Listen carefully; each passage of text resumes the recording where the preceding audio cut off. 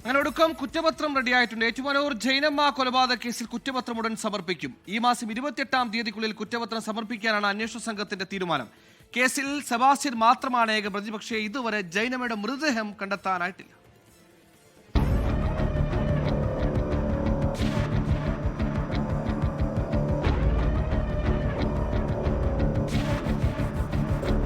ശാസ്ത്രീയ തെളിവുകളുടെ അടിസ്ഥാനത്തിലാണ് ജൈനമ്മ കൊലപാതക കേസിൽ സെബാസ്റ്റ്യന്റെ അറസ്റ്റ് രേഖപ്പെടുത്തിയത്. ജൂലൈ 28-നായിരുന്നു അറസ്റ്റ്. തുടർന്ന് മറ്റു തെളിവുകളും ക്രൈംബ്രാഞ്ച് ശേഖരിച്ചു. സാക്ഷിമൊഴികൾ രേഖപ്പെടുത്തുന്ന ജോലികളും പൂർത്തിയായതോടെയാണ് കുറ്റപത്രം സമർപ്പിക്കാൻ തീരുമാനിച്ചത്. ഈ മാസം 28-ന് 90 ദിവസം പൂർത്തിയാകുമെന്നതിനാൽ ഉടൻ കുറ്റപത്രം സമർപ്പിക്കാനാണ് തീരുമാനം. മൊബൈൽ ഫോൺ കേന്ദ്രീകരിച്ച് നടത്തിയ അന്വേഷണമാണ് കേസിൽ നിർണായകമായത്. കൂടാതെ സെബാസ്റ്റ്യന്റെ വീട്ടിൽ നിന്നും ലഭിച്ച രക്തക്കറ ജൈനമ്മയുടേതാണെന്നും തിരിച്ചറിഞ്ഞു. എന്നാൽ DNA പരിശോധനാ ഫലം ഇതുവരെ ലഭിച്ചിട്ടില്ല. ഇതും ഉടൻ ലഭിക്കുമെന്നാണ് കണക്കുകൂട്ടൽ. പണം അപഹരിക്കുന്നതിന് വേണ്ടി കരുതിക്കൂട്ടി കൊലപ്പെടുത്തിയതാണെന്നാണ് ക്രൈംബ്രാഞ്ച് കണ്ടെത്തിയിരിക്കുന്നത്.